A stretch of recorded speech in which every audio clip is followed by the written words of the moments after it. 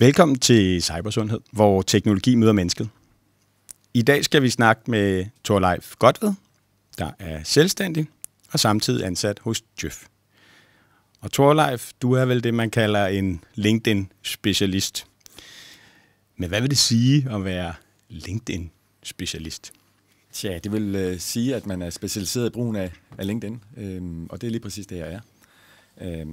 Der er jo selvfølgelig en masse sociale medier derude, og dem beskæftiger jeg mig ikke så meget med ud over LinkedIn, som jeg så satte mig ret grundigt ind i og brugte en hel del år efterhånden. En del år? Hvor meget er det? Jamen altså, jeg tror, det er en meget klassisk historie. Det startede i faktisk den 22. august 2005, hvor jeg fik en invitation til LinkedIn. 2005? 2005, og jeg sad og skrev speciale, og træt af at skrive speciale, og hver en overspringshandling, der kom, den greb jeg med kysshånd, og kunne se, det har noget at gøre med noget karrieremæssigt et eller andet. Og så oprettede jeg en profil, og så skete det, der ofte sker. Ingen skid. Så 2 år efter, hvor jeg logger på igen, og jeg mellemtiden blev færdiguddannet for et job, og tænker, at jeg lige må skrive lidt på min profil. Og så brugte jeg det lidt, lavede et oplæg for mine kollegaer. Jeg arbejdede i en fagforening på det tidspunkt, der er Dansk Magisterforening. Og der var der en 20 kollegaer, der dukkede op, og jeg fortalte om det der LinkedIn, hvad det kunne.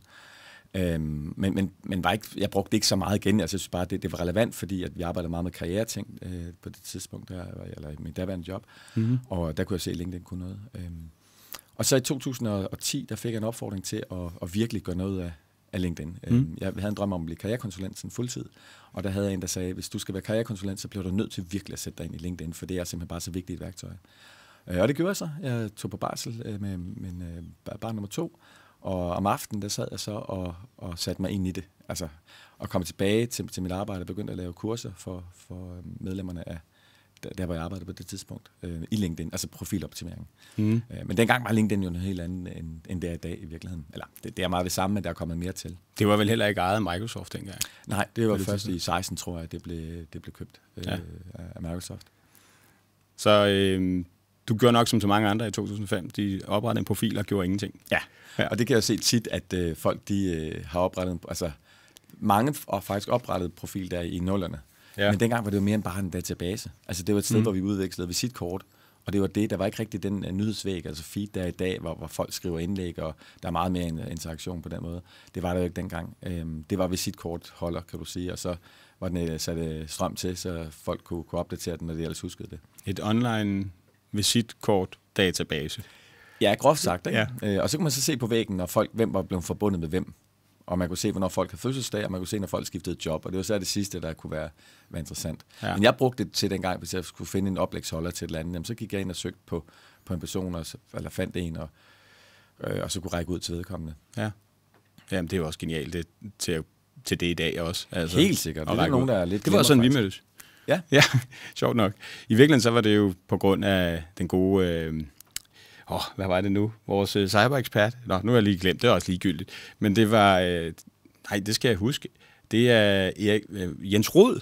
Selvfølgelig. Det var ham, der sagde, jamen, hvis vi skal snakke om LinkedIn, og hvordan det påvirker, og hvordan det virker i en cybersundhedskontekst, og hvad cyber er i forhold til LinkedIn, og hvordan det påvirker os, hvor meget vi er der på.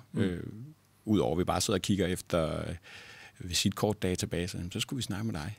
Så jeg har jo glædet mig til det, og jeg har også fulgt mange af de ting, du laver på LinkedIn, for at finde ud af, jamen, hvad gør du måske anderledes end andre, og ja, hvordan bruger du det, ikke? Og så tænker jeg, det er meget bedre at snakke med folk, der bruger det til daglig, 100%. Jeg bruger det lidt selv, ikke? Men jeg tror ikke, jeg er nået til det punkt, som du er i forhold til brugen af det, og jeg tror måske godt, jeg kan falde ned i nogle rabbit holes, og ja... kæmpe lidt med at gøre det rigtigt på LinkedIn, ikke? Jo, og man skulle også sige, jeg er også glad for, at du måske ikke bruger det helt så meget, som jeg gør, for jeg bruger det måske også i virkeligheden for meget. Jeg arbejder lidt med også at bruge det mindre i virkeligheden, apropos dagens tema. Ja. Hvor meget bruger du det? Altså i tid? Ja, sådan... Det ved jeg ikke. Altså nu vil jeg sige, jeg bruger det mindre nu, efter jeg her 1. januar blev ansat i Djøf som karrierekonsulent. Ja. Jeg bruger det stadigvæk, og jeg bruger det stadigvæk dagligt, ingen tvivl om det. Men tidligere, der sad jeg som selvstændig. Der sad jeg derhjemme.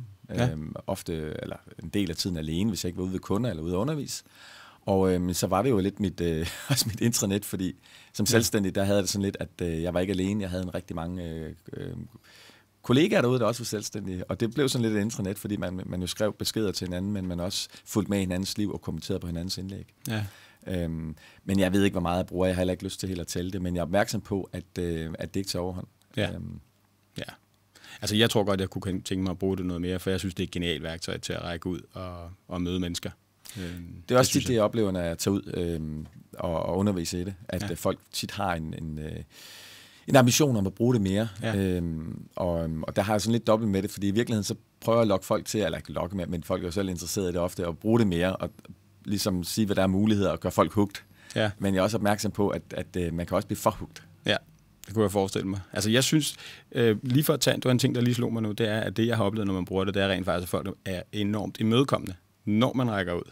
Altså, og det ved jeg ikke, om det er normalt på sådan en type sociale medier, at når man rækker ud og skriver til nogen, også privat og så videre. Altså, der er virkelig mange, der er imødekommende. Jeg er også selv meget imødekommende, når nogen rækker ud, så connecter man. Altså, virkelig åbne på en eller anden måde. Og jeg ved ikke, om det... tror du, det har noget at gøre med...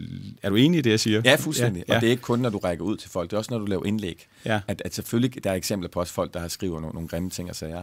Men jeg oplever det slet ikke på samme måde som på især Twitter, men også faktisk Facebook. Folk er meget mere imødekommende. Jeg tror lidt, vi har arbejdstøjet på. Altså, vi er lidt i arbejdsmode, og vi tænker os lidt om. Det er ikke sådan, vi sidder nede på bodegaerne og er lidt småstive og kan råbe ting og sager. Altså, vi er på en anden måde, fordi vi ved, vores chefen er på, også kollegaerne er på, kunderne, samarbejdspartnere og andre. Ja. Og det tror jeg gør, at vi tænker os lidt mere om. Ja. Hvilket jo lidt er gået af mode i forhold til sådan sociale medier generelt, hvor folk jo tit udtrykker sig på en måde, hvor man tænker, hold nu op, ikke? Jo. Gå ved, om det er, fordi man har sådan en idé om også, at det er karrierefremmende, ikke? Altså, det er ens levebrød. Altså, det er jo ens økonomiske levebrød, hvis man er der, og hvis man fucker det op, jamen, så kan det være, at så er der ikke penge i kassen til at leve for, ikke? Ja, jeg plejer lidt at sammenligne det med, at hvis du laver et indlæg på LinkedIn, så er det måske lidt ligesom til et personalemøde, man rækker hånden op og siger noget. Så har man formodentlig tænkt sig lidt om, i forhold til, hvis der er andre sammenhænge, hvor man måske er lidt mere bramfri, og nogle gange lidt for måske bramfri, ikke? Jo. På den måde er det jo godt. Vi sidder også her, du sidder pænt i jakkesæt, ikke? Og, og i professionelt øje med os. Ja. Og det er meget sjovt nu, altså nu ved jeg, dem der hører det, kan jo ikke se det, men jeg har altid lyseblå skjort på og en blå blazer, og det har jeg på min profilbilleder, det er altid, når jeg er ude professionelt. Ja, okay. Hvorfor det? Jamen, fordi jeg tror, altså det er også fordi, når du snakker LinkedIn, så snakker du også hurtigt meget branding. Ja. Og når du laver mange indlæg og dukker op i forskellige sammenhæng, så når folk så møder dig i den virkelige verden, så skal det gerne være overensstemmelse med det, de har set, og det, de møder inden. Og så tror jeg også, jeg har noget med lyseblå skjorte. Jeg fik min første lyseblå skjorte, der var 42, tror jeg. Inden da jeg afskydede lyseblå skjorte. Jeg synes, det var en kedelig beklædningsgenstand. Men så blev jeg selvstændig og tænkte, og inden for GDPR, så tænkte jeg, så må jeg hellere være lidt... Hvorfor lige GDPR blå? Er det sådan... Nej, det var bare... Det er fordi, du bevæger dig ind på noget, der har med jura at gøre, og noget med troværdighed. Og så tænkte jeg, så du har da ikke drønnet rundt i en Hawaii-skjorte. Det var sådan, hvad jeg tænkte, ikke? Så har jeg bare haft lyseblå skjorte siden, og det hænger ved. Det synes jeg også er sjovt, at GDPR kan have indflydelse, eller professionalisme kan have indflydelse på ens valg af tøj. Ja, det kan det jo godt. Altså ikke, at det er noget, man skal have. Altså, det er ikke, fordi jeg siger, at man skal have det med, men der er jo nogen, der for eksempel har en bestemt hat på, eller seler på, eller et eller andet, eller bestemt, også nogle af mine netværk, der altid har måske en helt grøn habit på, jakke på, for simpelthen kunne blive genkendt. Så det er en ting, det er, at man skal... Jeg er jo enig, men bare lige for at gå ind i det, man skal også være den, man er på LinkedIn i virkeligheden, når man er ude professionelt. Ja, jeg synes, der skal gerne være en overensstemmelse. Det klassiske, det er profilbilledet, ikke? At det er 20 år gammelt. Og så møder man personen i virkeligheden, og så tænker man, okay, det er jo ikke fordi, der er noget vejen med at være 20 år ældre. Tværtimod, at man bliver mere erfaren og bliver mere vidende. Så hvorfor skjule det? Ja, for det er jo ikke en dating site, hvor man bliver skuffet. Lige præcis. Og jeg synes jo bare, altså problemet er, hvis jeg møder en, hvor billedet, der er så stor forskel mellem billedet altså profilbilledet og virkeligheden, så vil jeg også tænke, er der andre ting på den profil, der ikke er, som det ser ud til? Ja. Så troværdighed er ekstremt vigtigt. Det tror jeg, at det er også en af forskellene ved LinkedIn og andre, tror jeg. Det er, at man ønsker at være mere troværdig, have rigtige data der. Jeg synes noget som CV'er, eksempelvis. CV'er, og det man har så også skrevet på LinkedIn, ikke? Hvis man sidder og kigger, hvis man har haft den fornøjelse at sidde og kigge CV'er igennem, og så sammenligne et CV, man får tilsendt, og så kigger på folks profil på LinkedIn. Også igen der, hvis der er noget mismatch der, så mister man også en lille smule troværdighed i forhold til, hvad folk har lavet, ikke? Ja. Hvor man så kan sige, CV'et eller LinkedIn-profilen, det er jo den udvidede version, så det er jo brutto, der tager du det hele med, hvor når du så laver et CV til en bestemt person. eller bestemt virksomhed, et bestemt job, jamen så klart, så målretter du tager de knap så vigtige ting ud. Ikke? Ja. Ja. Ja. Jamen, spændende. Jeg sidder og tænker på nogle af de ting omkring, at du nævnte om at bruge det lidt for meget. Om vi skulle grave lidt ned i det. Ja. Fordi, det vil jeg gerne lige sige. Jeg var inde og se et stand-up show, hvor der var nogen, der sammenlignede. Og Simon Talbot, der sammenlignede de forskellige platforme. Og der sagde han så også, at Twitter var det hurtige fix, ikke? Men der sagde han, det bliver nødt til at sige, for jeg kom lige til ham, at LinkedIn, det var heroinen. Det var der lange træk, og den der helt, jeg tror han mener sådan lidt sløvende i det. Det var sådan på en eller anden måde noget tungere afhængighed, end han sammenlignede med de hurtige fixes. Fra... Det er i hvert fald, det tager længere tid at blive afhængig af det, kan man sige. Det gør det nok, ikke? Men altså, det klassiske er jo, at folk de mister deres arbejde, eller skal have et nyt arbejde generelt, ikke? Og så begynder de at interessere sig for LinkedIn. Og så, så er der en del også, der bliver hængende derinde. Ja. Og man kan sige, jeg synes jo, sociale medier kan noget fantastisk, og LinkedIn i særdeleshed. Men det er klart, at man kan også begynde at være for meget derinde. Ja. Og det har jeg da mærket ved, at man måske ikke altid er lige så nærværende derhjemme med familien, fordi man sidder og tænker på det næste indlæg, man kunne lave, eller et eller andet. Ikke? Jo. Eller man tager telefonen frem for tit og tjekker. Og samtidig har vi nogle børn, vi prøver at fortælle nu, I skal ikke være så afhængige af alt det der TikTok og sådan noget. Så nytter det jo ikke noget, mor og far vi sidder med deres LinkedIn. Altså skærm er jo skærm. Og det nytter ikke noget, vi siger, at det er arbejdsrelateret, fordi det er jo også et spørgsmål om nogle gange at give slip på tingene. Så den ene ting, det er det her med, at man, altså jeg i hvert fald, og nu taler jeg bare på egen vej, nemt kan komme til at bruge for meget tid. Og hele tiden skal tjekke. Ja. Og der må jeg så gøre nogle ting for, at det ikke sker. Og det er blandt andet, at jeg ikke har notifikationer på. Du ikke har været? Notifikationer. Altså, der kommer ikke noget penge hver gang. Men derfor går jeg alligevel ind og kigger jo. Så derfor gør jeg også det, at jeg enten i nogle tilfælde simpelthen fjerner appen fra min mobil. For eksempel har vi en ødegård, sådan en delødegård i Sverige. Og der har vi sådan, det er 0 mobilområde. Så der fjerner jeg den. Når vi skal på sommerferie nu her, jamen der fjerner jeg den også. I hvert fald et par uger. Og så gør jeg også det en vane nogle gange, at lade være at tage telefonen med. Så tror jeg, vi skal vende os lidt til nogle, eller i hvert fald for mit vedkommende, at ligesom tage det væk. Først skal man øve sig i at bruge det, og gøre det til en vane, og så skal man øve sig i også at kunne lægge det væk. Ja. Og ikke det forstyrrende. Jeg sidder lige og tænker på, i modsætning til andre sociale medier, så kan man jo godt bruge den der undskyldning, når man lige skal ind og tjekke sin seneste post, hvad den fået likes, eller man lige skal ind og tjekke et eller andet. Nej, men det er jo arbejde. Ja, præcis. Ja. Det kan man ikke måske så meget på Facebook og Twitter. Ja, det kan det selvfølgelig også være. Bruger det, men der er jo nogen, der bruger det også rigtigt, især Twitter arbejdsmæssigt, ikke? Journalister og andre. Men ja, det kan godt blive sådan en undskyldning, men jeg tror stadigvæk, det er vigtigt, i hvert fald for mig, at lægge det væk, fordi jeg kan nogle gange blive for meget hele tiden kigge, og altså, jeg tør ikke tænke på faktisk, hvor tit jeg kigger i løbet af en dag. Så det er også noget med, at jeg kunne lægge den væk, eller sige, jeg behøver ikke at kigge nu. Altså, det kan godt være, der er kommet nogle likes på et eller andet, og hvad så? Ja. Og der kan være, der er kommet en kommentar, det kunne være fint at svare på den kommentar, men det går nok, hvis jeg venter. Ja, kan man godt vente til dagen efter? Jo, altså det kan man. Altså nu, når du snakker, man siger gerne inden for den første time, når folk, hvis man lavede et indlæg, og folk begynder at lave kommentarer, så er det faktisk meget fint at lige kommentere på det inden for den første time. Ja. Men jeg ved så også, altså der er jo rigtig mange, nu siger du det der, du præsenterede mig som LinkedIn-specialist, ikke? Og det vil sige, at jeg bruger det rigtig meget, og har selvfølgelig erfaring i det, og videregiver det, når jeg underviser og rådgiver inden for det. Men jeg plejer også at sige, at der er kun én måde at bruge LinkedIn på, og det er din egen. Ja. Så lyt gerne til mig, altså mig og andre af mine kollegaer derude, men hele tiden hør efter argumentationen, og så overveje at gøre det på din egen måde. Og når jeg nævner det, så er det fordi, jeg interviewede på et tidspunkt Anders Kongstad, der på det tidspunkt arbejdede ved Børsen, som har haft rigtig stor succes med at bruge LinkedIn til deres artikler, virkelig. Og han har også været meget nørdet omkring det, og været virkelig tænkt sig om, hvilket gjorde, at de har fået rigtig mange reaktioner, både reaktioner, men også kommentarer. Men det interessante var, at han sagde, at han har lagt en indlæg på Børsens side, så kommenterede han ikke på noget af det. Altså han ventede et døgn med at kigge på den igen.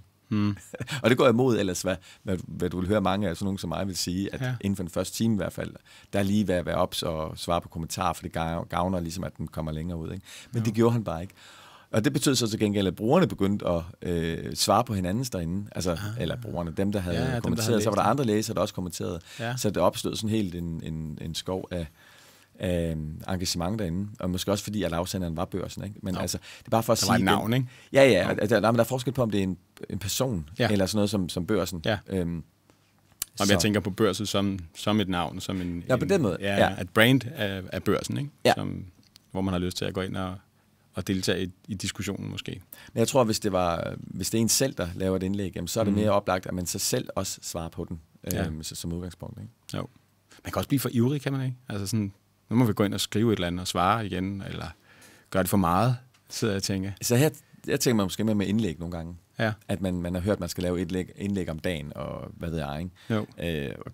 Der kan godt være lidt for meget ivrighed. Jeg ser nogle gange nogen, der skriver et indlæg, der hedder, jeg ved ikke lige, hvad jeg skal skrive, så derfor så tænkte jeg lige, at så kan jeg jo lige skrive, at jeg ikke ved, hvad jeg skal skrive. Hvor jeg bare tænker, okay, jamen så gør det med, men det er ikke noget, der får mig til at engagere mig, som regel i samtalen.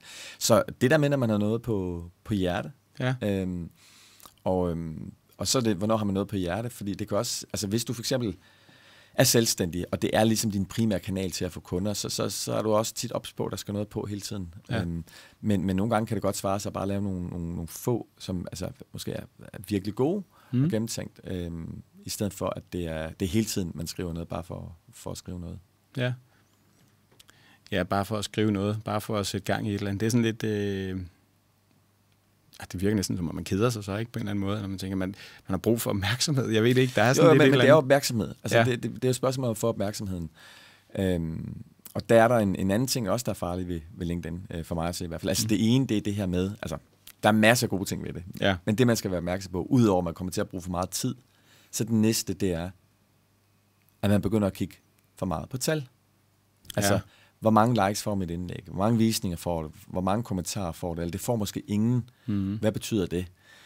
Og selvom vi er voksne mennesker, os der bruger det, jamen så tror jeg alligevel, vi falder i sådan en fælde, der hedder, det har kun fået 10 indlæg, og er det fordi folk ikke kan lide mig agtigt, eller er det fordi, er jeg så dårlig, eller at man skal virkelig passe på med ikke at lade det for meget influere på ens humør. Også fordi, at når et indlæg får rigtig meget opmærksomhed, så bliver det vist, så er der rigtig mange, der ser det. Så det vil sige, at vi ser jo oftere dem, der går viralt. Så vi får tit et indtryk af, at de andre klarer sig godt. Men dem, der kun får 10 indlæg, de bliver heller ikke set ret mange, og så dermed ser man dem heller ikke selv ofte. Det er, så man ser vel kun sådan en procentdel af alle det, der går viralt, og resten, det er jo ligesom en selv, der laver noget, hvor der måske får 10 visninger, ikke? Ja, så man tænker lidt, hvordan kan alle andre gøre det her? Men det er det jo ikke. Nej, så man skal virkelig passe på med ikke at lægge for meget i det, med altså, for meget reaktioner, det får. Altså, selvfølgelig, men samtidig er ønsket også, at det får mange reaktioner, fordi vi vil gerne blive set og hørt. At vi vil gerne komme ud, og vi vil gerne have at vi får henvendelser også i forskellige grader. Det afhænger af, hvad man bruger det til, hvis man er jobsøgende. Vil man gerne have, at der er en arbejdsgiver, der ringer. Hvis man er selvstændig, eller sælger det hele taget, vil man gerne have nogen, der ringer og vil købe noget. Det kan også være, at man er på udkig efter samarbejdspartner, eller man prøver at tiltrække, som jeg gør nu, nu når jeg er ansat i Djøf, tiltrækker folk til at deltage i nogle arrangementer. Ja. Det er jo det, vi er interesseret i. Ikke? Så derfor skal man nogle gange passe på med bare at sige, hvad er succeskriteriet? Og for mig at se, er det i virkeligheden bare, at man måske får puttet et indlæg ind. Det er det for mange i hvert fald. Ja. Fordi det er grænseoverskridende. Ja. Det er enormt grænseoverskridende, fordi folk føler lidt, de stiller sig ud på et stadion. Fodboldstadion, ikke? Og skal sparke lidt til en bold, og hele stadion kigger på en. Sådan er det jo ikke. Men det føles lidt sådan. Ja. Og der er vi tilbage til den her med, det er lidt som at stille sig op til personalemødet. Altså en masse øjne, der er kigget på en. Og det er ikke onkel Knud, og det er ens mor og datter, hvad det er. Det er jo chefen, og det er kollegaerne, og det er, altså, så der er på en måde måske lidt mere på spil. Altså, man er bange for ikke at der er mange flere ting lykkes på spil, synes jeg. Altså, jeg kan ikke lade være med at tænke på forskellen på privatlivet og så karrierelivet i det her. Fordi, altså, en ting er, at man kan komme til at lave et eller andet fjollet privat, men altså, det er, hvad det er. Så kan måske der være et par venner, der siger, nu gider jeg ikke snakke med dig mere, ikke? Eller et eller andet i den stil. Eller, men i modsætning til på LinkedIn, hvor det er professionelt, og det er ens karriere, så kan jeg ikke lade være med at tænke på, at der er bare mere på spil, og man tænker sig mere om. Altså det gør jeg, når jeg lægger noget på LinkedIn. Når vi sidder og skriver, også i forhold til cybersundhed, så er det også sådan, kan vi sige de her ting, ikke? Fordi man skal også passe på med... Ja, man skal passe på med mange ting. Ja. Jeg har en kollega i Djøf, Trine Fogh Møller. Vi to lavede et oplæg til det, der hedder LinkedIn Summit, som er sådan en konference udelukkende om LinkedIn, der fandt sted her tidligere i år på året. Og der havde vi inden da spurgt sådan ud i netværket, lavet sådan en word cloud, hvad det er, der gjorde folk tænkte at holde folk tilbage i virkeligheden for med at lave indlæg. Ja. Hvad det gjorde det svært. Ja. Og den, der virkelig hittede rigtig meget, det var at overtænke. Ja. Så det taler fuldstændig det du gør der. Ja. Vi overtænker, og så bliver det tit lidt krampagtigt. Ja. Og jeg tror mere, vi har hjertet med, og i virkeligheden prøver at være den, vi bare er. Ja. Altså, og det lyder meget banalt, men jeg tror, det der har været godt for mig, det er at være opmærksom på og anerkende, og altså, hvad kan man sige, forstå, at når jeg laver indlæg, så er der også folk, der bliver skræmt væk. Ja. Og det er en præmis, og det kan jeg ikke ændre på. Jeg kan ikke blive venner med alle. Nej. Fordi hvis jeg laver indlæg, hvor jeg tænker, jeg vil please alle, og alle synes, det er fedt, jamen så vil jeg ikke lykkes med det. Nej, ja. Så bliver det også lidt kedeligt måske. Ja, for kedeligt, men også, man neutral. mister med sig selv i det. Så det der med at stå fast i den, man er, og så lave et indlæg, hvor velvidende, at der er nok nogen, der rynker på næsen, so be it, fordi der er 2, der rynker på næsen, så er der måske 8, der synes det er, eller så er der måske 4, der synes det er fedt, og nogen, der synes det er sådan okay, ikke? Ja. Altså, og det giver jo noget kant, men det betyder jo også, at man, for eksempel hvis man gerne vil have kunder, jamen så er der mister man nogle potentielle kunder, som måske heller ikke var blevet gode kunder, fordi at matchet var der ikke alligevel. Ja, altså nu har jeg snakket med lyseblå skjorter, og jeg har det samme tøj på, men forhåbentlig er det også den tourlife, folk møder derude i virkeligheden, som den tourlife, de oplever på LinkedIn. Ja. Så det her med, at man bruger sig selv og sin humor, eller ikke humor, eller hvad det nu er, man har med, så er der større chance for, at der er det rigtige match, der opstår. Ja. Så i virkeligheden, hvis man bruger hjertet, ikke? Altså vi bruger hjertet i forhold til cybersundhed, og vi bruger i hvert fald den her idé om, at vi gerne vil gøre en forskel i verden, og det prøver vi også at kommunikere derud, og vi prøver også at sige, at det er lidt mere nuanceret billede, ikke? Fordi der er jo alle de her ting med LinkedIn, som er gode, og så er der også nogle af dem, der er dårlige. Ikke? Ja. Og det vil vi gerne ud og så snakke om, og så sige, man kan jo ikke bare gå på LinkedIn og så sige, at LinkedIn er lort, vel? Og man kan heller ikke bare gå og sige, at det er helt fantastisk. Men alligevel, hvis vi gjorde det, så ville vi få noget mere kant. Ja. Det vil blive lidt mere interessant. Men vores hjerte ligger rent faktisk i, at vi skal se på det mere nuanceret, for at få en forståelse for det. Ikke? Jeg tror i hvert fald, det er vigtigt, at man sådan tænker, hvordan er det, jeg gerne vil, hvem er jeg, eller hvordan vil vi gerne opfattes, og så få skrevet det ud med den præmis, men også velvidende, at der er nok nogen, der rynker lidt på næsen af det. Ja. Har du nogensinde oplevet nogen, der er blevet fyret, eller der er røget? Altså, grunden til at spørge det, fordi jeg i forbindelse med, at vi var interesseret i omkring cyber og sundhed i US, så rækker jeg ud til en professor over i USA, og så spørger jeg ind til, fordi han havde kommenteret på noget på LinkedIn, og så snakker jeg med ham om det, og så sidder vi sådan lidt, og så det første, han begynder at fortælle mig, det er, at han har lige skiftet fra at stemme demokratisk til republikansk. Nej, det var den anden vej rundt, undskyld. Men det, han var lidt nervøs for, det var, at han rent faktisk var kommet til at kommentere på og han var lige blevet ansat på universitetet. Og han var kommet til at kommentere på noget, hvor han var sådan lidt, gud ved, om det var ok i forhold til der, hvor han nu var ansat. Så det er sådan, at man kan komme til at bare det ved at like noget, kommentere noget, at det kan have så stor konsekvens, at man kan miste jobbet. I det her tilfælde, jeg blev virkelig overrasket over, bare det, at han havde liket noget, og havde været inde at skrive, og spændende, noget i den stil. Ja. Så han var sådan lidt, han vidste egentlig ikke, hvor meget. Han ville gerne snakke med mig, sådan på Teams, men at begynde at lave noget på LinkedIn, der var han virkelig tilbageholdende i forhold til, han var ansat på en universitet, han har lige fået jobbet, og han tog egentlig, altså han havde nogle idéer, nogle holdninger, som måske ikke helt passede ind, ikke? Og det afspejler nok også meget den amerikanske virkelighed, hvor det er ret ekstremt, har jeg indtryk af. Når det er sagt, så tror jeg da også i Danmark, der er lidt af, altså, folk holder sig i hvert fald, folk tænker sig også godt om tit. Ja. Og nu har jeg ikke været nede ved mine kollegaer nede i vores forhandlingsafdeling i Djøf og høre, om der har været nogle sager, hvor folk er blevet fyret. Jeg har ikke hørt om det. Jeg har hørt om tidligere, hvor folk har brugt deres e-mailadresse, arbejds-e-mailadresse på LinkedIn, og så kan jeg huske en sag med en, der var egentlig blevet opsagt, og så har han skrevet en besked til en på LinkedIn, og så var der kommet et svar tilbage, og det svar blev sendt også via en e-mail, som man kunne bare læse det, fordi du har en arbejds-e-mail, som man ikke længere havde adgang til, men nogle andre havde kunne læse. Ja. Og så stod der noget, der var illoyalt i forhold til virksomheden. Og det fik så en konsekvens, tror jeg, han blev bortvist, det vil sige, at han lige pludselig mister løn og sådan noget. Ikke? No. Men altså, Jeg ved, at folk selvfølgelig holder sig tilbage, og især når vi snakker politikere, der er på LinkedIn. Der er jo en del politikere, der er på LinkedIn, de kommer der mere og mere. De får tit rigtig meget arrangement. Men jeg ved også, der er folk, der går en lang bue udenom, fordi så råder du dig ind i ting. Ja. Og jeg havde faktisk selv en episode her i forbindelse med valget her i 2022, hvor der var en politiker, der var ude og snakke noget om uvildige advokatvurderinger. Og at der var kommet en vurdering i forhold til noget minksager og så videre. Og det var et politisk parti, der indsamlede nogle penge, og de var kun interesseret i, at vurderingen skulle ligesom resultere i en klar ting. Det kunne de kun bruge til noget, alt andet ville være en fiasko for dem. Ja. Og der skrev jeg en kommentar til det her politikeranlæg, og sagde, at jeg anfægtede lidt, at det var en uvildig. Og det var ikke fordi, jeg så tænkte, at de havde aftalt på forhånd, at det skulle være en bestemt konklusion, men vi er mennesker, og jura er ikke en eksakt videnskab, så jeg tror også, vi bliver påvirket. Jeg har selv siddet som domsmand i 10 år i en byret, og vi bliver jo meget, jura, det lyder meget sådan, enten eller, men der er også meget menneskeligt på spil i hele det her. Ikke? Så jeg skrev egentlig bare anfægtet, at det kunne være uvildigt. Og det, der gav en masse reaktioner på den. Jeg tror, den fik 150 reaktioner alene i kommentaren. Men der var omkring 100 kommentarer på os, og rigtig mange blev meget sure på mig. Der var nogen, der snakkede en jury, og der var ikke nogen advokater, der blandede sig. De er kloge nok til at holde sig væk fra sådan en hundeslagsmål. Men det, der var interessant, det var, at jeg så en uge efter havde en sådan halv aftale med en advokat, som selv havde rakt ud til mig for at høre, om vi skulle drikke en kop kaffe. Og så skrev jeg nogle dage senere, sådan, hvad skulle vi lige finde ud af den her aftale der?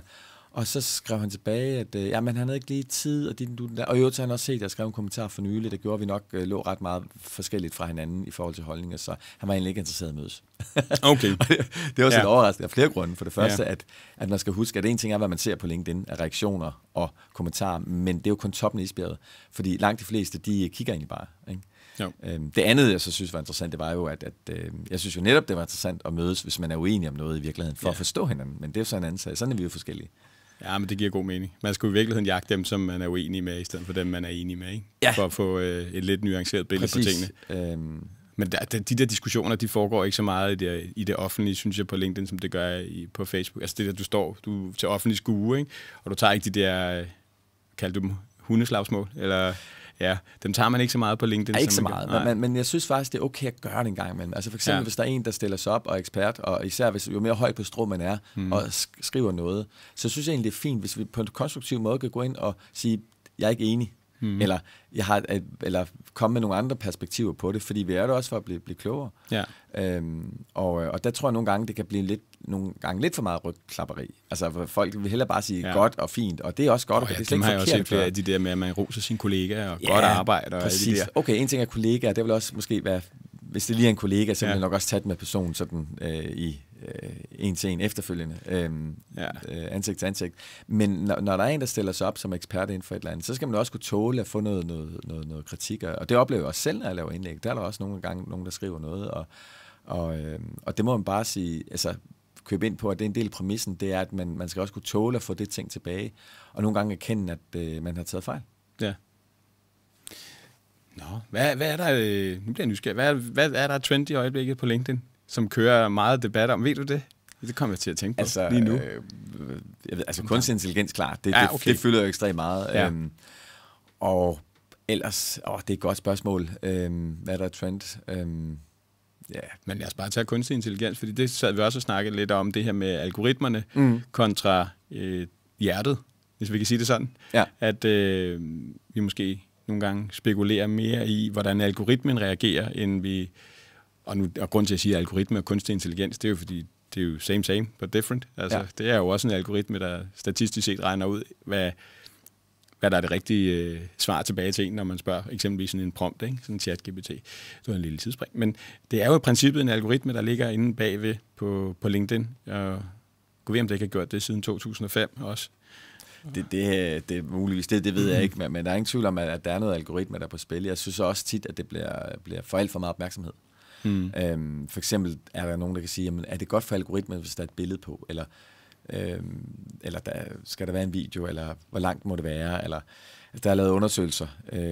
Richard van der Blom blandt andet, han har lavet en undersøgelse hvert år faktisk, sådan en algoritmerapport. Men det skal lige siges, det bygger på 200 mennesker. Ja. Det er jo forsvindende få, og vi ved ikke rigtig meget om dem, udover de fra 30 forskellige lande, så derfor synes jeg, det er en interessant undersøgelse. Jeg læser den, men jeg tager den også med grænsalt. Hvem var det, du sagde, der havde lavet den? Richard van der Blom, en hollander. Ja.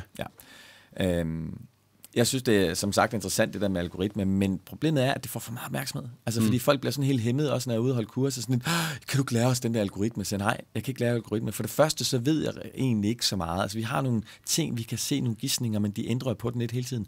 For det andet er det langt vigtigere, at du prøver at skrive til et menneske. Ja. Et eksempel, det er, hvornår er det bedst at publicere? Altså, og det bliver som om, det bliver sådan noget algoritme. Det er godt for algoritmen at gøre det klokken 7 om morgenen. Måske man mere skal kigge på ens målgruppe i virkeligheden. Ja. Og det er klart, hvis du har et internationalt publikum, jamen så er de jo på, hvis du skriver på engelsk, jamen så er de jo på lidt hele tiden, for der er altid nogen, der er klar. Hvis du skriver på dansk, jamen så er det mere afgrænset. Det vil sige, om natten, der er nok ikke så mange, der er på. Og igen, hvad type er det? Er det en direktør, du går efter? Jamen klokken 10 tirsdag formiddag, der sidder de nok i møde. Er det jobsøgere, du skriver til? Jamen så er de nok netop i gang med LinkedIn klokken 10 tirsdag formiddag. Det er jo nu når du siger det der, fordi på den ene side, så ser jeg teknologien, på den anden side ser jeg mennesket. Og det er jo det her også drejer sig om. Skal man skrive til algoritmen, eller skal man skrive til mennesket? Og du sagde det der med, at når man sender noget ud, så er det godt at kunne respondere inden for en time.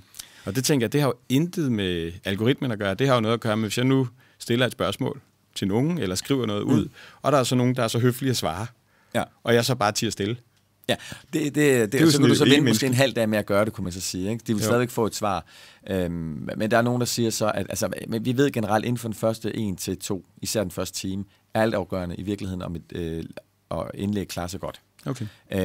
Jeg kan som regel, inden for den første time, der ved jeg, om den får 50 like eller 1000 likes. Altså, det kan jeg sådan som regel ret præcist komme et bud på, afhængig af, hvordan den klarer sig. Men jeg synes, altså helt menneskeligt, der er det der, hvis man også står derhjemme og siger et eller andet til nogen, og de så svarer, man så ikke svarer tilbage, så dør den der samtale rimelig hurtigt. Ja, men det er en god pointe netop også, at vi tænker det ind, i stedet for hele tiden at tænke på, hvad er godt for algoritmerne. Ja. Jo, og det er også dumt at snakke til folk, når de sover. Altså, det er det også. Så vent på det tid, altså, jeg lavede faktisk engang et indlæg om natten. Klokken 1:30. Okay. Hvor jeg også har fået taget et billede af faktisk Pelle Dragsted fra Enhedslisten. Han var i de 2. Han var den eneste, der var derude af mig. En sen aften, jeg var på vej hjem fra en konference, hvor jeg sidder med en bamse, tykke sammen. Sådan, jeg arbejder med GDPR, og der er meget samtykke, og så har jeg en bamse, der hedder tykke sammen. Sådan, lang historie. Men i hvert fald så var jeg lå og sov på den her bamse. Og så lagde den på der klokken 1:30 og skrev, det her det var et meget mærkeligt indlæg, men jeg har haft en lang dag, og der har sket ting og sager, men det mest mærkelige var selvfølgelig tidspunktet, men derfor kan den godt klare sig godt alligevel. Og den klarer sig rigtig godt. Ja. Altså, selvfølgelig teaser man også lidt derfor, folk vil også gerne være med til at vise, at det godt kan klare sig godt, det skal lige med. Men jeg har tit oplevet, at folk har gjort nogle, altså mit yndlingseksempel, det er en fyr, der hedder Erik Rasmussen, han arbejder i Falk, som lavede et indlæg i marts 2020, det var på, jeg tror, 123 karakterer. Altså, mere fyldte det ikke. Okay. Hvis du kigger på algoritmerapporter, så skal det gerne fylde langt mere. Ja. Og der skal også helst være i hvert fald 3 hashtags. Her var der 2 hashtags. Og tidspunktet, det var en fredag eftermiddag kl. 4. Altså, undskyld mig, det er normalt virkelig bare et skåret tidspunkt. Altså, der var så mange ting, der slet ikke spillede i det her indlæg. Ja. Alligevel så er det, hvad jeg kender til, det indlæg på dansk, der har fået allerflest reaktioner, nemlig over 70.000. Okay. Og jeg tror 600 kommentarer og 600 delinger. Ja. Hvorfor klarede det så godt?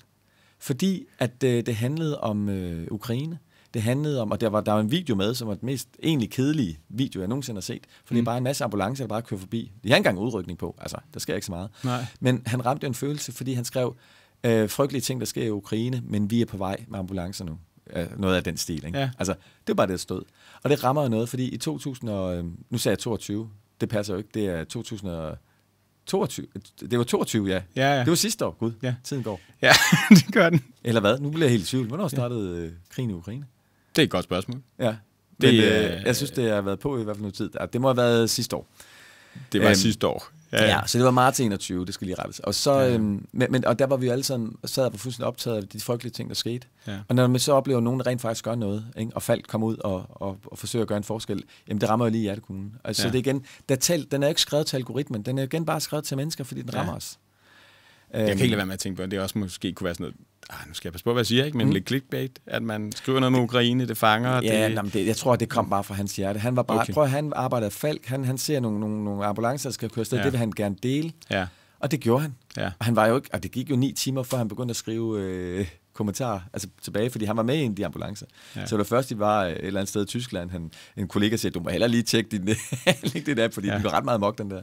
Ja, det var og et andet eksempel, jeg har, det er, jeg har min lille deltidsvirksomhed, godt ved PR, hvor det indlæg, jeg har lavet, som jeg har givet allermest, det lavede jeg en fredag eftermiddag, hvor jeg sidder med en øl. Ja. Fordi hvor er folk, altså når du lægger noget fredag eftermiddag, har du lyst til at læse en rapport om et eller andet inden for et fagligt område? Nej. Du går som regel i fredagsbar mode, ikke? Så når du ser en, der sidder med en øl og siger, nu har alle medarbejdere godt ved PR fortjent en øl, det var så kun mig. Det var dig. Ja. Og så opremser alt, hvad der er sket af ugen. Ja. Altså total navlepilleri, ikke? Jo. Og så slutte af med et eller andet finurligt. Jamen, det er faktisk den, der har givet allermest. Og igen, fredag eftermiddag, tænk på, hvor folk er mentalt. Ja. Så igen, tal til mennesker, først og fremmest. Det synes jeg faktisk er et ret godt budskab, at vi skal tale til mennesker på LinkedIn. Det var mega banalt, men tro mig, der er så mange, der er optaget med det her algoritmer. Ja. Så det er selvfølgelig også... også mere og mere. Altså, det fylder, og det er jo ikke, fordi det ikke er uinteressant. Selvfølgelig, jeg forholder mig også til det, og når du har nogen, der virkelig bruger LinkedIn rigtig meget, så giver det god mening at forholde til nogle af de der ting, man kan måske lige overveje og finpudse og sådan noget. Men i bund og grund, den gode fortælling, der kommer fra hjertet af den, eller en god viden, interessant viden, jamen, det er klart det, der sælger. Ja. Snak til hjertet. Det synes jeg faktisk er en ret god pointe. Den kunne man godt lige skrive sig bag øret, ikke? Ja. Så, ja.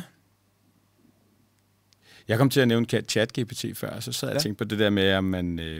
jeg nævnte det ganske kort også, at man kunne måske bruge ChatGPT til at skrive nogle af sine indlæg og sådan noget. At det, så bliver du sådan... Altså bliver du faktisk cyber til cyber, så vil det lige pludselig blive en algoritme, der skrev til en algoritme. Jeg vil sige...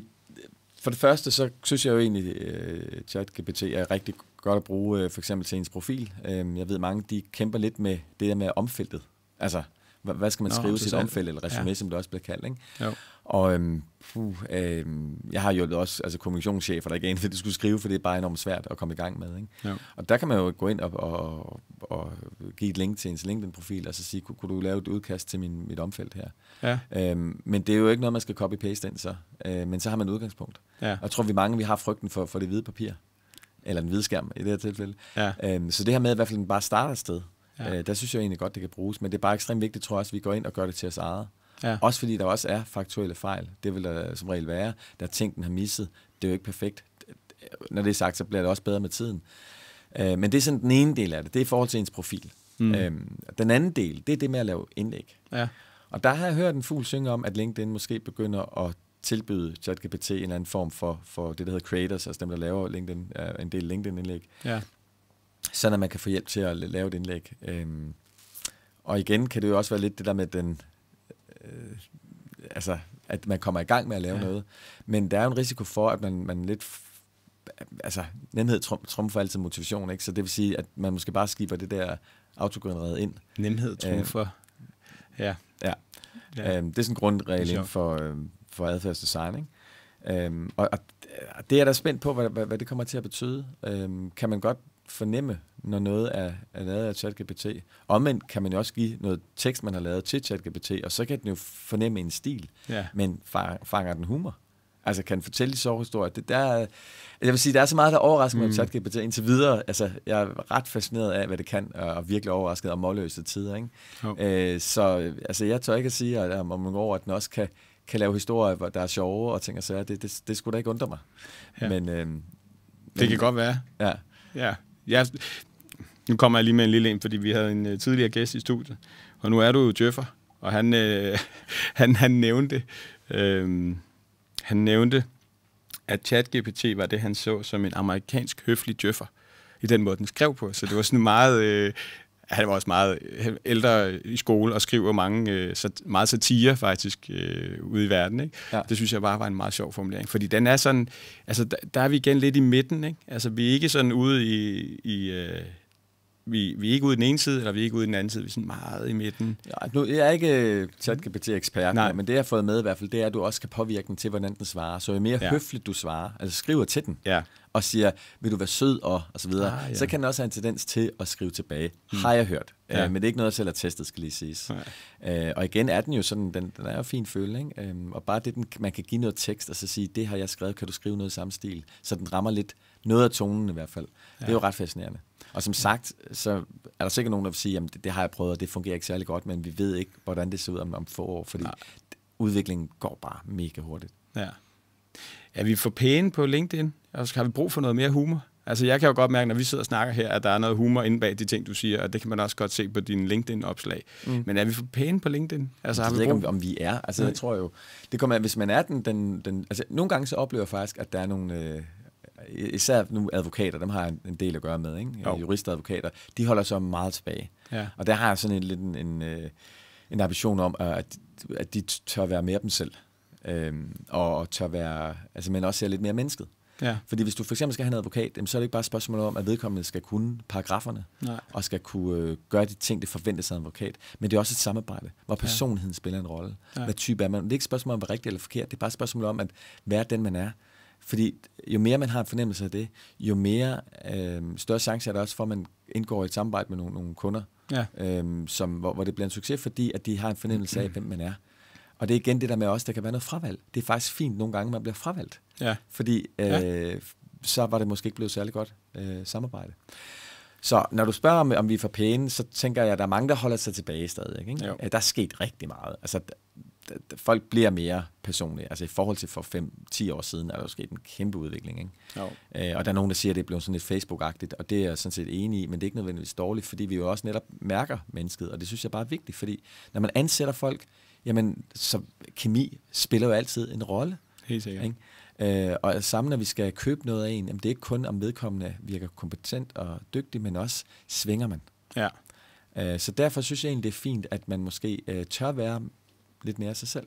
Ja, og måske er der også sådan lidt mere en accept af, at ens arbejde også er ens privatliv. Altså, at de ting flyder sammen. At man, når man viser, hvem man er personligt, så viser det også, at man brænder for sit arbejde. Og det er da mere sympatisk, end at sidde på et arbejde, man ikke synes om. Ikke? Og sådan på en eller anden måde bare helt iskold, og så sige, det her, det er arbejde. Nej, du får også noget af mig. Ja. Ikke? Jeg tror mere, at bruger personligt. Altså man bruger på sin personlighed, hvor privat, det er sådan mere for mig, sådan det man måske mere gemmer lidt væk. Ikke? For jeg synes også, der er nogle ting, man også godt må holde for sig selv et eller andet sted. Ja, men igen, det er jo min personlige holdning, og folk må bruge LinkedIn, som de vil, bare så længe der er en eller anden form for kontekst inden for noget professionel karriere, inden for det felt der, fordi det er jo det, der gør LinkedIn til LinkedIn. Fordi hvis vi alle sammen lige pludselig begynder, fordi vi har et sommerhus, der skal udlejes, og skrive om det på LinkedIn, ja, det er der også nogen, der gør, og at man skal skilles, eller hvad ved jeg, hvor der ikke er en anden faglig kontekst eller noget, jamen så kan man sige, så kan vi lige skal bruge LinkedIn eller Facebook. Jo. Der er også begyndt at komme det her, altså apropos mental sundhed, jeg synes også, jeg har set folk, der skriver omkring stress og alle de her ting. Og det synes jeg jo er super, fordi stress er som regel også koblet på med noget arbejdsmæssigt. Ja. Og det er vi fortalt, altså det tabu der, vi, altså jeg ser også faktisk flere advokater, der siger, nu er jeg tilbage igen, jeg har været væk et halvt år med stress. Ja. Det synes jeg er mega stærkt. Ja. Fordi det gør, at vi andre måske kan sænke skulderen lidt mere og sige, okay, der er en partner fra et stort selskab, eller advokatselskab, der har været den tur igennem. Det viser bare, at vi er mennesker, og at jeg tror mere, vi taler om de ting. Og det er selvfølgelig også som karrierekonsulent, og nu sidder jeg i Djøf, hvor vi oplever, at der er jo rigtig mange medlemmer også, der altså stress fylder mere og mere. Ja. Altså, så jeg tror, at en del af vejen, det er simpelthen også at få det bragt frem. Mm-hmm. Og det kan man jo for eksempel også gøre på LinkedIn. Og som du siger, fuldstændig rigtigt, der er flere og flere, der også skriver om det. Ikke bare som stress er farligt at passe på og gode råd, men også deres egen historie. Ja, hvor de været væk, og så kommer tilbage. Ja. Og der sidder jeg sådan og så tænker jeg på igen i forhold til brugen af LinkedIn og hele den her verden med, at man skal være på. Ikke? Det er jo... Er det ikke lidt paradoksalt et eller andet sted, ikke? At man skriver på LinkedIn, at man er stresset, hvis det er, at LinkedIn også kan være en Jo, det kan du godt sige, men nu læg mærke til, at du sagde, jeg er kommet tilbage igen. Ja, det er rigtigt. Jeg synes jo ikke, man skal under en stressmelding skal ligge og lave opdateringer. Jeg er stadig stresset. Præcis. Men tror der er noget om, at man kan blive stresset af at bruge LinkedIn? Jeg tror, det er ikke alene det, men det er klart, hvis du har et job, hvor der er rigtig meget run på, hvor du skal eksekvere ting og sager, og du så oveni, der er en forventning om også, at du skal bruge LinkedIn. Den har jeg selv godt kunne mærke til tider, fordi en ting er at lave indlæg, du skal også forholde dig til nogle gange, hvis der er ret meget reaktion. Altså jeg kan ikke altid måske lige følge med og få skrevet kommentarer på, for kommentarer til kommentarer og kvittere for, men det synes jeg er et eller andet sted, som vi var inde på før, at det er den gode måde at gøre det på. Altså det er jo den ordentlighed, det vil også gøre den virkelige verden. Ja. Så man kan godt ryge ind i noget der, hvor det bliver lidt stressende. Jeg sidder også og tænker, har du oplevet noget omkring virksomheder, der ligesom lægger et pres på medarbejderne om, at de skal bruge LinkedIn til at gøre nogle ting? Ja, der er sådan tit måske lidt moderat pres, altså, og det kan opleve jeg netop, når jeg bliver kaldt ud til virksomheder, hvor forventningen er, at så medarbejderne begynder at gøre nogle ting. Ja. Og det er også derfor, jeg altid går meget ud og sige, at din LinkedIn-profil, den er privat. Ja. Og du kan ikke forvente, at medarbejderne skal bruge det. Men så i stedet for at trække alle medarbejdere igennem et eller andet program, hvor de skal lære at lave indlæg, så hellere sige, er der nogen, der har lyst? Ja. Du får meget mere ud af det, fordi det er så dem, der er motiveret, som man så kan arbejde videre på. Hvor de andre så kan måske nøjes med at bare gøre noget af deres profil, for eksempel. Fordi det er jo i virkeligheden visitkortet i dag. Har du et visitkort, Jacob? Det har jeg faktisk ikke. Har du det? Nej, det har du ikke? Det har jeg ikke, okay. Og det har jeg ikke haft i mange år. Nej. Det er... Jeg tror, jeg fik lavet et der... Altså, jeg har været i Nordea i 6 år. Jeg fik lavet et, da jeg startede, og der stod den samme bunke nærmest, da jeg forlod det. Ja. Det var de der 500 visitkort, som blev spildt. Jeg har sådan en bihobby som DJ, og så der havde jeg et visitkort. Der giver det mening. Ja, der havde jeg det med derude. Ikke? Men i dag, der er det sådan... der er det jo...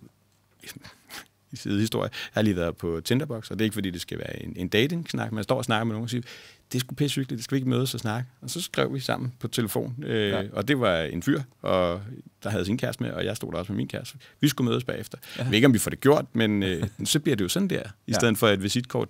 Der kunne vi godt have heddet et visitkort op, faktisk, fordi det var sådan en snak mellem noget professionelt og noget privat, men det var bare et telefonnummer. Ja. Og så skrev jeg her, happy life, det gode liv, husk det, Jacob, ikke? Så det blev en sms. Ja. Så nej, jeg har ikke brugt visitkort i lang tid. Og du er en blandt mange, altså, fordi jeg tit, hvis jeg tager ud og underviser, så spørger jeg nogle gange, jeg går rundt med dem, jeg har selv visitkort, og det skal lige siges, på bagsiden står der noget i retning af, hey fedt, vi har mødtes i en virkelig verden, lad os også mødes på LinkedIn, og så er der en QR-kode til, man så kan connecte der. Ikke? Men der går jeg faktisk rundt med et visitkort og deler ud, og der er jo nærmest aldrig nogen, der har et, de giver tilbage. Og så er min pointe der jo, at når har ikke noget visitkort, hvad har I så? Så er det helt stille. Ja. Indtil en siger, vi har vores LinkedIn-profil. Ja. Fordi det er jo... Jamen, det er rigtigt. Ikke? Tit det, vi så gør, vi connecter på LinkedIn i stedet for. Ja. Og så er spørgsmålet, hvordan ser det visitkort ud? For det er der rigtig mange, der ikke får gjort noget ved. Det er egentlig paradoksalt. Det ligger der 24/7, men alligevel ligner det tit noget, der er løgn eller ikke opdateret. Ja. Så det er også en lidt mission, jeg har. Det er, vi lige får... Skal vi have visitkortene tilbage? Nej, det siger jeg ikke nødvendigvis, men i hvert fald så, at det visitkort, vi har, der er virtuelt, der hedder LinkedIn, at det er opdateret. Ikke? Fordi så kan du bare opdatere det, og så kan du vente et år med. Har du et med nu? Visitkort? Ja. Jeg har det i min taske hernede, tror jeg. Men må jeg lige få et bagefter. Ja. Og så QR-koden, den linker så til din LinkedIn-profil. Ja, det gør den. Ja. Jeg skal lige se, jeg har faktisk nogen i lommen, jeg havde taget det ud i går, fordi jeg skulle ud og lave noget, skulle til noget koncerthalløj, men ellers så har jeg dem som regel i lommen også til lige at hive frem. Så du havde det ikke med til Depeche Mode-koncert? Nej, det havde jeg ikke. Det ville også være lidt det der, kan jeg tænke. Ja. Ja, det er måske også lige at blande det lidt for meget. Men altså, så vil jeg så sige, som netværker, så kunne det da sagtens være, hvis jeg sidder ved siden af en og faldet snak, og der er der masser af eksempler på, så det er ikke utænkeligt. Ja. Det ved man aldrig. Altså, bliver man gode venner på LinkedIn, som man gør i virkeligheden, når man snakker? Altså, jamen, det du siger, det er med netværk. Altså, mine børn synes jo ikke, jeg har nogen rigtige venner. Okay. Min kone, hun har venner som helt fra børnehaven, og fra folkeskole, og fra gymnasiet, og så videre, så videre. Ja. Jeg har også venner. Det er mere fragmenteret. Det er ikke sådan, vi mødes i grupper. Så det er lidt mere skjult for dem. Og så har jeg faktisk også fået ret mange, vil jeg sige, venner via LinkedIn. Ja. Så det vil jeg sige, det kan man godt. Altså et godt eksempel, det er min skønne kollega Tony Mikkelsen. Som jo i starten, altså han er LinkedIn specialist i den udvidede form. Han har helt fuldstændig styr på Sales Navigator og LinkedIn Recruiter, nogle ting, som jeg holder mig fra. Og arbejder med LinkedIn selvfølgelig, men også med rekrutteringer og lignende. Ikke? Og vi startede bare vi var bare konkurrenter i starten, men så falder man jo snak eller skriver nogle kommentarer til hinandens indlæg og begynder at skrive beskeder, og så opstår der tit så vil vi tit også snakke sammen i dag. Ja. du ved, ikke? Og også mere end måske bare lige om det der om LinkedIn, altså at det bevæger sig mere end det. Jeg har også et eksempel på en i mit netværk, hvor LinkedIn spillede en rolle i forhold til, at hun faktisk blev skilt. No. Ja. Og hvor hun så efterfølgende fandt en kæreste, som hun havde mødt via LinkedIn. Og jeg skal med det samme sige, nej, LinkedIn er ikke et dating. Det er ikke noget dating. Man skal ikke bruge det til at bare skrive til folk og sige, hej, sødt smil, har du lyst til at mødes? Du ved, glemt i øjet, ikke? Ja. Her var det bare, de bare begyndte at skrive sammen, boede i samme by, og så skulle de bare drikke en kop kaffe, og så udvikle sig derfra. Ikke? Ja. Det er ikke en dating-app. Nej, det er det bestemt ikke, men det er klart, ligesom på, at man går på arbejde, så kan det også ske nogle gange, at man møder en kommende kæreste eller ægtefælle der. Ikke? Det sker jo. Det sker. Også på arbejde. Ja. Så man kan godt have venner på LinkedIn. Det kan man i hvert fald. Ja. Selvom det er jo, som man får, på Facebook, der hedder det, man er venner, når man er der. På LinkedIn, der hedder det, man er forbundet. En connection, eller connection, ja. Men når det er sagt, så kan man jo sagtens udvikle noget bagefter, der er sådan nogle venskaber. Ja. Absolut. Og nu nævnte du Jens Rohde. Altså, jeg tror aldrig, jeg har mødt ham i den virkelige verden, faktisk. Ja, egentlig? Det har jeg. Det har du, ja. Det har jeg til gode. Ja. Nu skal jeg passe på, hvad jeg siger, for nogle gange kan man jo godt, du ved ikke, men det tror jeg ikke. Men det er ved, at jeg arbejder med GDPR, det gør han også, og så, jeg tror, jeg har nok sendt en invitation til ham på et tidspunkt, fordi han arbejder med det, eller omvendt, og så begynder man måske at skrive sammen, og så står jeg på et tidspunkt, der mangler til et tilbud, en, der vidste noget om, altså den del af GDPR, han er specialiseret i, altså sikkerhed. Ja. Og så spurgte jeg, kunne du være med på det, og du ved, på den måde, ikke? Og så har vi havde en kunde, der oplevede nogle problemer, hvor jeg så rækker ud til ham også, og så havde vi et samarbejde der, og og så nævner han dig, eller mit navn over for dig, og altså det er jo tit sådan, det er, ikke? Altså starter et sted. Sådan helt normalt, som det også foregår i virkeligheden. Ja, men jeg tror, LinkedIn er jo smart, fordi du kan virkelig baske med vingerne, og du kan godt gå rundt individuelt og snakke med folk, men her kan du komme ud til ret mange på én gang. Og nu har vi snakket lidt om de ting, der ikke er så godt ved LinkedIn. Jeg synes jo også, at vi skal fokusere lidt på de ting, der er gode. Ja, enig. Og en af de ting, jeg synes, der er fedt, det er, at jeg oplever, at faktisk en del introverte, de kan bruge LinkedIn, altså er glad for det. Ja. De er måske ikke så meget til at tage ud til et eller andet arrangement, eller en reception, og skal gå rundt og minkle og small talk med folk. De synes egentlig, det er fedt at sidde derhjemme foran skærmen, og så sende en invitation, måske med en personlig hilsen, eller lave et indlæg, og altså det giver det noget andet energi i det. Ja, så det der, hvor man siger, at apropos den gode og dårlige side, så er der jo sådan det der med, at du har skærmen imellem dig. Ja. Altså, at vi ikke sidder her face to face, ikke? Men du har lige skærmen imellem, og du kan nå at tænke over, hvad du vil sige, og formulere dig ordentligt. At det, så længe du har formuleret dig ordentligt. Altså, så længe du ikke ryger ned i den anden grøfte, ikke? Ja. Altså, i hundeslagsmålet. Men hvis du egentlig har noget på hjertet, og du gerne vil ud med det, så får du god tid til det. Så det er den positive side ved at have skærmen og tid til at tænke dig, og så kan du række ud.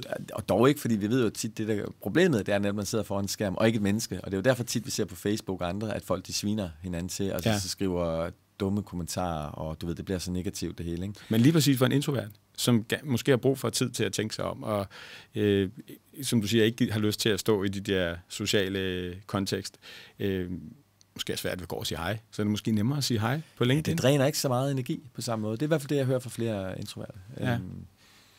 Og så dræner energi, hvad mener du så der? Jamen altså, det er at typisk en introvert, hvis et godt eksempel, nu så jeg Camilla Lærke-Lærkelsen, som jo virkelig er blevet kendt for at være for introvert og skrive om det. Ja. Hun havde et indlæg forleden i forbindelse med, studentervogne, der kører rundt, at det var ikke fedt for hende at sidde i den der studentervogn. Altså det var det ikke. Det drænede hende. Hun skulle ud og være så meget sammen med de andre i klassen og køre rundt til alle mulige steder og besøge en masse mennesker hele tiden. Ja. Det var ikke fedt. Det drænede hende for energi. Ja. Og det, altså, det er jo typisk det, der sker, at man godt kan gøre det, men man er træt bagefter, altså som introvert. Hvor andre, de får energi af at være ude og møde mennesker. Ikke? Ja. Og der er det nok lidt nemmere for introverter at sidde foran skærmen og kunne kommunikere, fordi det er en anden form for interaktion med kørende. Jeg tror, det er det der med, altså, man kan tage sig lidt god tid, og det skal ikke gå så stærkt. Man kan nå at få lov til at reflektere. Det synes jeg er det, jeg har oplevet, når jeg snakker med introverte. Det er, at nogle de snakker jo før de tænker, ikke? Ja. Det er jo alle de ekstroverte, men de introverte, de tænker gerne før de snakker, ikke? Og det er der tid til, fordi de kan tage det stille og roligt, de kan formulere sig stille og roligt, og tænke lidt over det, og måske kigge lidt på den person, de skal snakke med, altså undersøge lidt og sidde i ro og mag, ikke? Det spiller givetvis også ind. Og så vil jeg bare sige, at nu snakker vi meget ekstroverte. Vi snakker alt for lidt om de ambiverte. Hvad er det for nogen? Jamen, det er langt de fleste. Men det er du ret i, det snakker vi så lidt om. Ja. Ligesom hvis vi sagde, jamen enten er du høj eller lav. Jamen, de fleste ligger jo sådan i et sådan midtersegmentet. Ja. Og ambivert, det er jo, at du både kan lide at komme ud og være på, men du også bliver træt på et tidspunkt af det, for det tapper dig for energi. Og omvendt, hvis du sidder derhjemme alene hele tiden, så får du også virkelig bare behov for at komme ud og se nogle mennesker. Altså, Gud, vi ikke alle sammen er lidt... Men jeg tror, de fleste er helt klart, tænker jeg, ambiverte, og så er nogen, der er meget introverte, og nogen, der er meget ekstroverte, og nogen er det mere eller mindre grad, ikke? Jo. Så den skulle lige med, synes jeg. Jamen, det skal den det også. bliver meget enten eller jeg har tit tænkt over det. Jeg synes heller ikke, at jeg kunne putte mig selv ned i en kasse. Jeg synes, det er for fedt at være ude sammen med mennesker. Ja. Men jeg synes også, det er virkelig rart at sidde derhjemme og være sig selv, ikke? Ja. Og det, som du siger, det er jo den der balance mellem at have været fuld knald på, og så komme hjem og slappe af, og hvis man har været for meget det ene, så vil man ud af det andet, ikke? Præcis. Kan man blive for meget, kan man så sidde for længe på LinkedIn og tænke, nu bliver jeg nødt til at komme ud af det her? Altså. Ja, altså, man kan sige, det der jo tit sker, det hører også fra folk, det er, når de først kommer der ind og begynder at kigge ens feed igennem, og måske finder en interessant artikel, og så begynder man at læse den, og så ryger tiden. Ja. Men det, jeg synes, der er det gode ved LinkedIn, det er, at du tit får lidt mere kvalificeret ind i knolden, end når du ser kattevideoer på TikTok eller dansevideoer. Eller men jeg synes stadig, det er svært at fokusere på LinkedIn, når man er i gang med en opgave, fordi nu er det jo ikke bare en database med folk, man kan kontakte og visitkort. Det er mere men lige pludselig, hvis man vil bruge det til det, så lige pludselig kommer der et eller andet interessant, ikke? Så der er jo også et eller andet der, hvor man bliver triggeret, og nej, så skal jeg lige læse det der, eller jeg skal lige gøre det der, i stedet for at gøre det, jeg har sat mig for at gøre. Ja, men det er rigtigt. Jeg sidder med en opgave i øjeblikket, hvor jeg er ved at lave opdatere en guide, LinkedIn-guide, hvor jeg skal ind og finde nogle... Er det en, du giver ud offentligt efterfølgende? Det er en Djøf. Vi har et Djøffer, som er ved at blive opdateret nu her. Okay. Og den... så skal jeg gå ind og lave nogle screendumps af nogle forskellige ting. Ja. Og det kan jeg godt mærke, det er også lidt svært, fordi at det jo så hele tiden oplever, at så kommer der en besked, eller så kommer der et eller andet. Altså man skal virkelig holde tungen i munden, ikke, for at fokusere på opgaven. Ja, nemlig. Altså jeg synes, det er svært. Jeg tager gerne de der 45 eller 25 minutter Pomodoro-teknikken med den der tomat der, hvor man sætter 25 minutter til at arbejde, bare fokuseret på det. Så må du ikke lave andet end lige det. Og så har du 5 minutters pause bagefter, så må du gøre, hvad du vil. Altså, og det er jo igen en af de der teknikker til at prøve at styre det lidt, fordi ellers så kan det bare stikke af med det der, for eksempel Facebook, eller LinkedIn her i det her tilfælde, at man bruger for meget tid på det, ikke? Jo.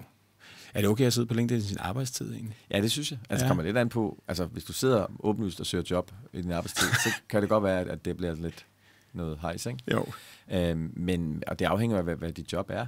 Men det er klart, hvis du har en arbejdsgiver, der er interesseret i, at man skriver om nogle ting, som kan være med til at tiltrække lidt opmærksomhed, så tænker jeg, det er fint. Jeg synes bare, det er vigtigt, at man snakker med ens arbejdsgiver om det. Ja. Afstemmer forventningerne. Er der en SoMe-politik? Og det er klart, hvis virksomheden, man arbejder hos, de har inviteret på kurser om at lave indlæg på LinkedIn, jamen så er det nok okay. Jeg ved også, at Anders Leo Lindberg, som er en dansker, som jeg har brugt LinkedIn rigtig meget, jeg tror, han har et par 100.000 følgere efterhånden. Da han startede i Mærsk, der var der også nogen, der rynkede lidt på næsen over, at han skulle lave så mange indlæg. Han skrev meget om finansverden, regnskab og sådan nogle ting. Altså, hvorfor gjorde han nu det? Og du ved, ikke? Jo. Men der var så på et tidspunkt tror det var Tyskland, en der havde søgt job hos Mærsk, som jo ikke er lige så kendte i Danmark, som de er dernede. Og det var med begrundelsen, at han havde fulgt Anders Leo Lindberg, og så han arbejdede med Mærsk, og så havde han tænkt, det kunne da være spændende at arbejde der, når de også har plads til en som ham, ikke? Altså. Jo. Nå, men jeg tror faktisk, vi har rundet en time nu i vores snak om LinkedIn. Jeg synes, det har været rigtig interessant. Det har selvfølgelig været en del omkring det professionelle liv, omkring LinkedIn, og det har været... jeg synes, det har været interessant, og jeg synes, at det har været interessant, fordi måske dem, der har lyttet med, som bruger LinkedIn, kan tænke lidt over, hvad de skal gøre. Jeg var ude til et oplæg omkring pres og stress inden for cybersikkerhed.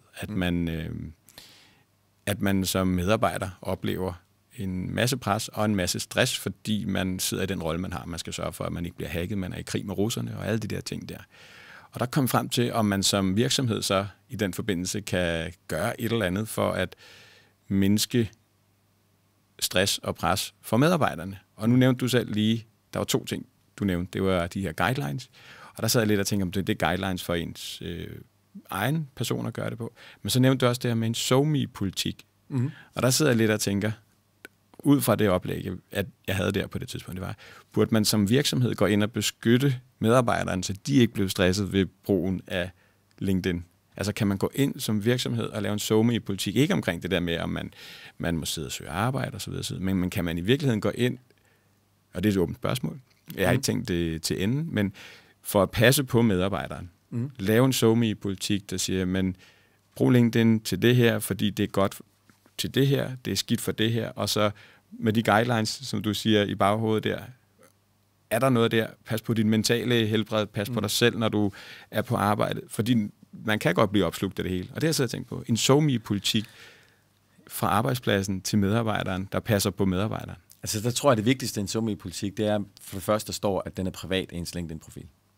Ja. Altså, det er det første. Den er privat, og man som virksomhed kan forvente noget.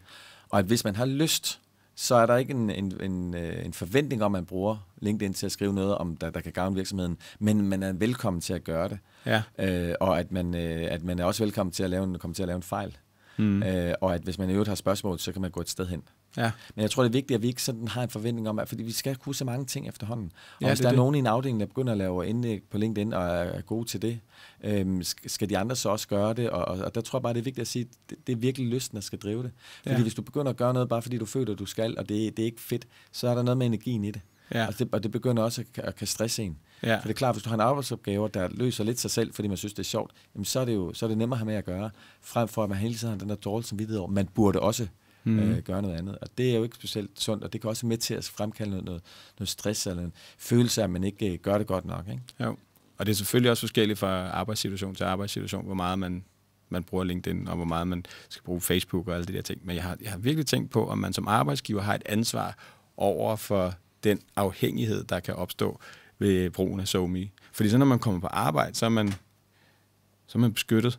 Så kan man ligesom sige til sine venner og alle dem her, at nu er jeg på arbejdspladsen, og derfor så bruger jeg ikke de sociale medier. At man simpelthen som virksomhed går ind og hjælper. Og det er sådan det er jo lidt en anden tanke i forhold til det, men man føler lidt, at man skal svare på alting, når man er på arbejde også. Ikke? Altså der skal man jo også være på Instagram, og man skal også, folk forventer lidt, at man svarer på alle mulige beskeder, både på Facebook. Altså du ser også private ting. Private ting, ikke? Ja. Så man simpelthen går ind og siger, eller det kunne også være omvendt, men du skal ikke lade være med på LinkedIn uden for arbejdstiden. Ja. Jo, og den har jeg også selv haft. Altså nu var jeg på folkemødet her for nyligt, og der var jeg afsted som privatperson, eller som med en lille virksomhed, godt ved PR. Og alligevel så begynder jeg også at lave indlæg, Jeff-relateret indlæg i forhold til nogle ting, ikke? Fordi der lige var noget, og jeg tror, at tingene flyder sammen. Det gør det. Omvendt så kan jeg jo også sidde i min arbejdstid og måske svare på en Facebook-ting. Så tingene går lidt den anden vej. Men du har ret i, at det bliver flydende. Vi er på meget hele tiden. Jeg kan huske, da jeg startede ud på arbejdsmarkedet, der kunne jeg godt komme på internettet, eller på nettet, og min arbejdscomputer, når jeg havde fri. Men det krævede en ekstra indsats. Det var ret bøvlet. Ja. Så det gjorde jeg som regel ikke. Og jeg havde ikke nogen smartphone, så jeg kunne ikke komme på der. Altså, og det gjorde jeg ikke var så meget på. Og sådan var det jo tidligere. Nu kan vi jo på hele tiden. Og vi kan jo også, hvis vi ikke tænker os om, så kan vi også risikere at tjekke arbejdsmails, når vi er ferie. Og så har vi lige pludselig ikke ferie, fordi vi er stadigvæk lidt på. Og der tror jeg helt klart, at arbejdspladsen har en rolle i forhold til ligesom at komme nogle altså ligesom sige, hvad der forventes, og at det er okay med nogle ting, man ikke gør. Jeg tror, det var det Søren Pind, der på et tidspunkt, da han var minister, han skrev ud i et departement, at han synes simpelthen ikke, der skulle sendes mails i weekenderne. Nej. Fordi det skaber også en præst, når chefen skriver søndag en mail. Skal man så svare på det med det samme for at vise, man er, eller hvad skal man gøre? Ja, jamen, det er jo sådan en adfærdsdesign ting, hvis man begynder at svare på ting og skrive ting. Så bliver det mere og mere, ikke? Og det tror jeg, er i den grad aktuelt, især med det arbejdspres, vi oplever i staten. Med medarbejdere, der løber alt for hurtigt og bliver stresset. Som sagt, at det er jo noget, vi også kan mærke ind i Jeff, ikke? Ja. Et godt råd for ikke at blive presset eller stresset for meget i forhold til brugen af LinkedIn i sin hverdag. Ja. Hvad er det? Det skulle være bevidst om din adfærd. Altså eventuelt prøve at kigge på, du kan gå ind på skærmtid og se, hvor mange timer du bruger derinde dagligt. Overvej, som jeg sagde før, at tage notifikationer fra, så du ikke får en notifikation hver gang, der er et eller andet. Du kan også slå e-mail-notifikationer fra, så du ikke får en e-mail, når der er noget på LinkedIn. Altså sådan, det kan du gå ind under privatliv og indstillinger og ændre i. Og så også overveje og simpelthen bare fjerne den der skide app i weekenderne. Eller andre så simpelthen afinstallere den i weekenderne? Ja, det har jeg gjort flere gange. Altså jeg har tænkt, weekend, nu skal jeg bare have fri. Gør det ikke så meget mere, fordi jeg heller ikke helt så meget på, som jeg har været før. Så nu gør det ikke så meget. Men tag kontrollen over det. Vær bevidst om det. Og også lægge mærke til, hvad din omgivelse siger. Altså, og det må jeg også med skam melde min hustru en gang imellem, det sige, Torleif, nu er du på den igen. Ja. Så siger jeg, nu må jeg lægge den væk. Og så nogle gange simpelthen lægger jeg helt mobilen væk. Ja. Altså, og det tror jeg virkelig, vi skal øve os i. Det skal vi. Og når vi så tager den op, og vi skriver til nogen, så skal vi skrive med hjertet. Jeg vil ikke sige, altså, jeg bryder mig ikke om ordet skal. Altså, fordi der er kun en måde at bruge LinkedIn på, det er ens egen måde. Ja, men jeg kan sige, det der virker for mig i hvert fald, det er egentlig bare sådan at skrive fra hjertet af. Altså, og egentlig skrive til mennesker uden at tænke på med algoritme, og der skal være så mange tegn, og så mange hashtags, og ditten, dutten, datten, for så bliver det meget stift. Så ja, på den måde, skriv til hjertet. Tak, Torleif. Tak fordi jeg måtte komme forbi. God afslutning. Det bliver meget stift, hvis vi ikke skriver til hjertet. Det synes jeg også er en god pointe. Vi ses derude.